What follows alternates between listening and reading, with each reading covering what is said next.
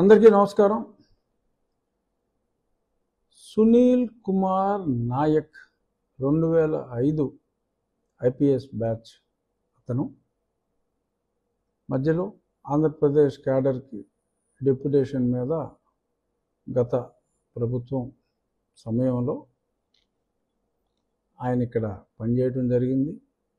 సిఐడిలో PV Sunil Kumar additional DG, అప్పుడు అతను additional DG కింద ఈయన డిఐజీగా అప్పట్లో ఆయన పనిచేశారు. ఆ సమయంలో సరే పైవాడి సూచన మేరకు మరి సునీల్ కుమార్ గారి సొంత ఐడియాయో అతను నా మీద రాజద్రోహ నేరం చేయటం జరిగింది. అది అందరికీ తెలిసిందే. ఈ సునీల్ కుమార్ నాయక్, ఇద్దరు సునీల్ కుమార్లే, కన్ఫ్యూజను. ఒక అతను నాయక్, ఇంకో అతను ఉట్టి కుమార్. ఉట్టి కుమార్ ఎడిషనల్ డీజీ, సునీల్ కుమార్ నాయక్ అప్పట్లో డిఐజీ, ఇప్పుడు ఆయన ఐజీ అయ్యాట. సో సునీల్ కుమార్ నాయక్ సువోమోటోగా నేను చేస్తున్న చర్యలు చూసి మరి ఇది టీవీల్లో మాట్లాడటం, మా ప్రభుత్వానికి కొన్ని విలువైన సూచనలు చేయటం నచ్చక, దానివలన మరి ప్రజల్లో అలజడి వచ్చి అప్పటి రాజు అని ఫీల్ అవుతున్న వ్యక్తికి ద్రోహం చేస్తున్నాను అన్న భావన కలిగి ఎప్పుడో బ్రిటిష్ వారి చట్టంలో ఉన్న రాజద్రోహ నేరం అనే 124A అనే సెక్షన్ని తీసి సువోమోటోగా ఈ సునీల్ కుమార్ నాయక్ కేసు పెట్టి, అతనే కేసు పెట్టి మరి ఇమీడియట్గా ముందు రోజే బళ్ళన్నీ రెడీ చేసుకుని మరి మే 14 ఉదయం 9ంటికి అతను కంప్లైంట్ ఇచ్చాడు. బట్ ముందు రోజే వెహికల్స్ అన్నీ మాట్లాడేసుకున్నారు. ఇవన్నీ విచారణలో తెలిసినాయి. ఆ వెహికల్స్ ఎప్పుడు బుక్ చేశారు, హైదరాబాద్ రావడానికి మనుషుల్ని ఎప్పుడు అలర్ట్ చేశారని. సో ఇదంతా ఒక ప్రీ ప్లాన్డ్ స్కెచ్. ఇద్దరు సునీల్ కుమార్లు ఇద్దరు ఇంకా పైవారి నాయకత్వంలో మరి బ్రహ్మాండమైన స్కెచ్ చేసుకుంటాం, నన్ను తీసుకెళ్ళటం, ఆ రోజు రాత్రి నన్ను దారుణంగా ఆ పుట్టినరోజు రాత్రి హింసించటం. అప్పుడు ఈ సునీల్ కుమార్ నాయక్ అన్న వ్యక్తి ఆ పక్క గదిలోనే ఉన్నాడంట. ఇవన్నీ కూడా 124 స్టేట్మెంట్లు ఇవన్నీ కూడా వచ్చినాయి. ఆ సునీల్ కుమార్ నాయక్ ఏమేమి మరి మాట్లాడాడు, తర్వాత సునీల్ కుమార్ నాయక్ అధికారులని ఎలా బెదిరించారు, ఇవన్నీ కూడా చాలా పోలీస్ స్టేట్మెంట్స్. ఇవన్నీ కూడా విచారణలో తెలిసినట్టుగా మరి కొన్ని కోర్టు డాక్యుమెంట్స్ పరిశీలనలో వెల్లడైంది. ఈ సునీల్ కుమార్ నాయక్ని మరి ఇన్వెస్టిగేషన్ అధికారి ఏఆర్ దామోదర్ ఐపీఎస్ గారు, అప్పటి ఒంగోలు ఎస్పీ గారు, ఇప్పుడు విజయనగరం ఎస్పీ గారు, అప్పట్లో పిలిస్తే రాలేనని మొరాయించి, ఆ తర్వాత మళ్ళీ రమ్మంటే ఆయన బీహార్ కోర్టులో మరి ఆయన యాక్టివ్గా జ్యూరిస్డిక్షన్ లేదు. అతను అప్పుడు ఆంధ్రప్రదేశ్లో అధికారిగా పనిచేశాడు. క్రైమ్ జరిగింది ఆంధ్రప్రదేశ్లో. విచారణకు రమ్మంటే పోలీసు అధికారి అయ్యుండి మరి ఎలాగ వ్యవస్థల్ని ఆడుకుంటున్నారంటే మరి అతను అక్కడ స్టే సంపాదించగలిగాడు. ఏంట్రా అంటే పార్టీ కింద ఆంధ్రప్రదేశ్ ప్రభుత్వాన్ని వేస్తే అసలు జ్యూరిస్డిక్షనే లేదు కదరా అని వెంటనే కొట్టేస్తారని యూనియన్ ఆఫ్ ఇండియా హోమ్ మినిస్ట్రీని పార్టీ చేసి ఏదో మేనేజ్ చేశారు. ఒక స్టే తెచ్చుకున్నాడు, పిలిస్తే రాడు. సో ఇంకా దాన్ని మరి ఆంధ్రప్రదేశ్ ప్రభుత్వం కౌంటర్ వేసింది. వాళ్ళు జ్యూరిస్డిక్షన్ లేదు అన్న పాయింట్ మాట్లాడలేదు గట్టిగా. నేను ఇంప్లీడ్ అయ్యి జ్యూరిస్డిక్షన్ లేదు అన్న పాయింట్ చెప్తూ ఈరోజు అది విచారణకు వచ్చింది. ఈరోజు విచారణలో ఇప్పుడు ఆంధ్రప్రదేశ్ ప్రభుత్వం సునీల్ కుమార్ నాయక్ అన్న వ్యక్తిని కూడా ఎక్యూజ్డ్గా, ఎందుకంటే చాలా సాక్ష్యాధారాలు, బలమైన సాక్ష్యాధారాలు అన్నీ వచ్చినాయి కాబట్టి అతన్ని కూడా మేము ఎక్యూజ్డ్గా చేశాము అని కోర్టులో ఈరోజు తెలియచేయటం జరిగింది. జ్యూరిస్డిక్షన్ లేనందుకే కొట్టేయాలి ఆ కేసు, అది మేము ఆర్గ్యుమెంట్ చేశాం.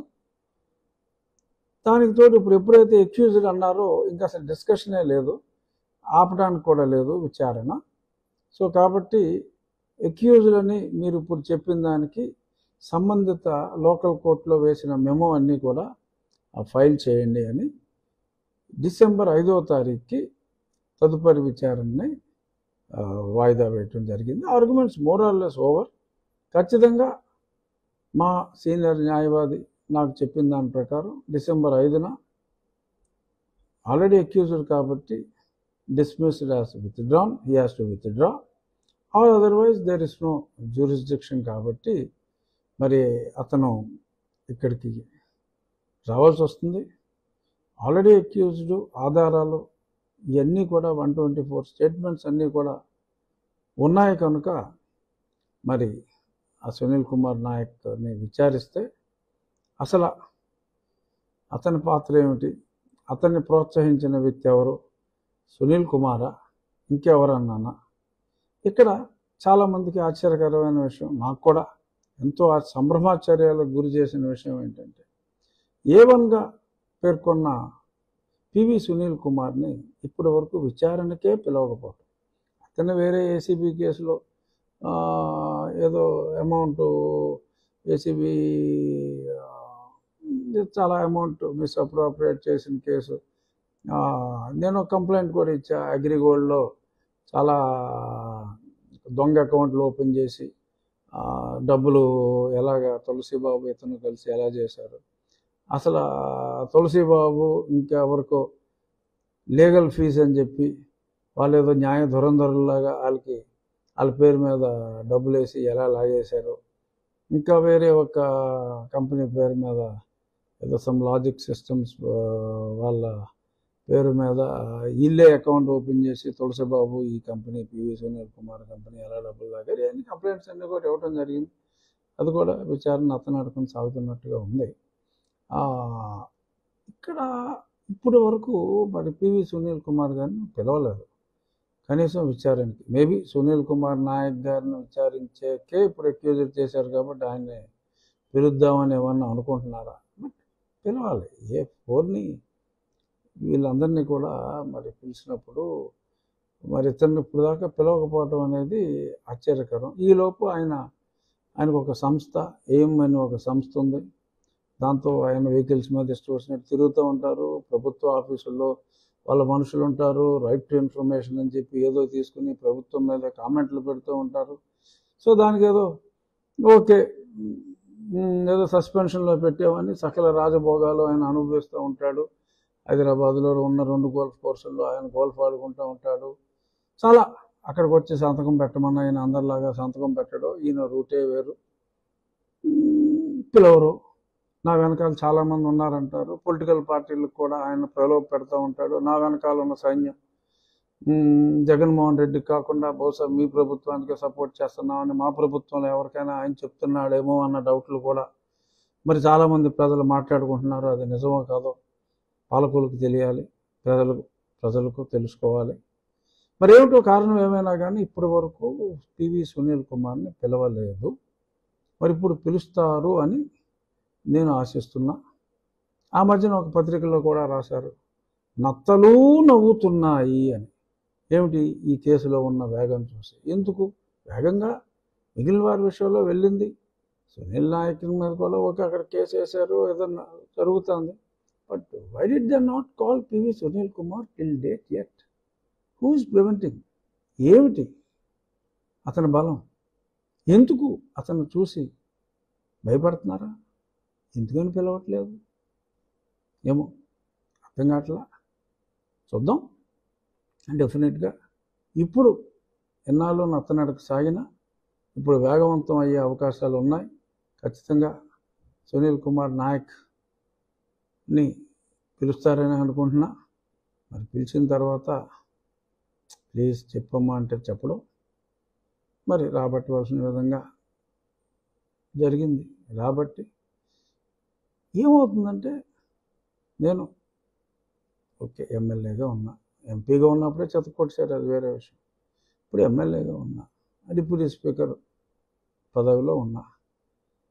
డిప్యూటీ స్పీకర్ని కొట్టిన కేసులోనే ఇలా ఉంటే మరి కామన్ మ్యాన్ సంగతి ఏమిటి అనే కామెంట్స్ రావటం సహజం. మాట్లాడుకుంటున్నారు కూడా ప్రజలు. సో కాబట్టి ప్రభుత్వం అద్భుతంగా పనిచేస్తుంది.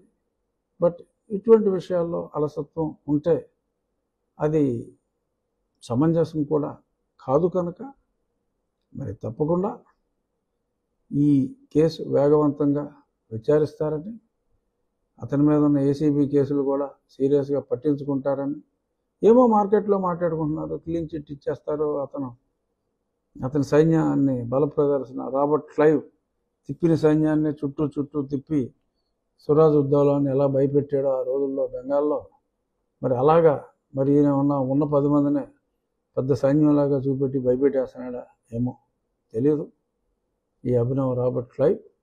చూద్దాం ఏమవుతుందో.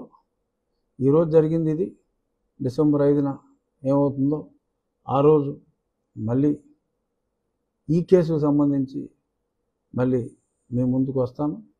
తప్పకుండా వేగవంతం అవుతుంది. ఎందుకంటే అంత దారుణంగా ఎంపీని తీసుకెళ్ళి కొట్టేసి పచ్చబద్దాలు ఆడేసి అసలు మేమేమీ తెలియదు రామచంద్ర, అసలు మేమేమీ చేయలేదని మాట్లాడటం.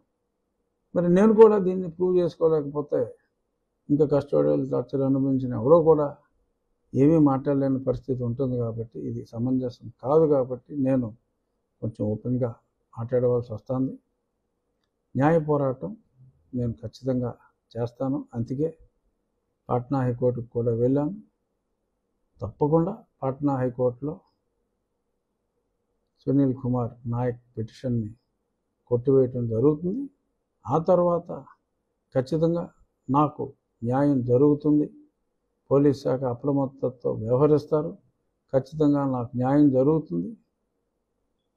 వీళ్ళు ఊపే ఉడతోపులకి ఇక్కడెవరో భయపడరు అని ఖచ్చితంగా ప్రూవ్ అవుతుంది. చూద్దాం. Thank you.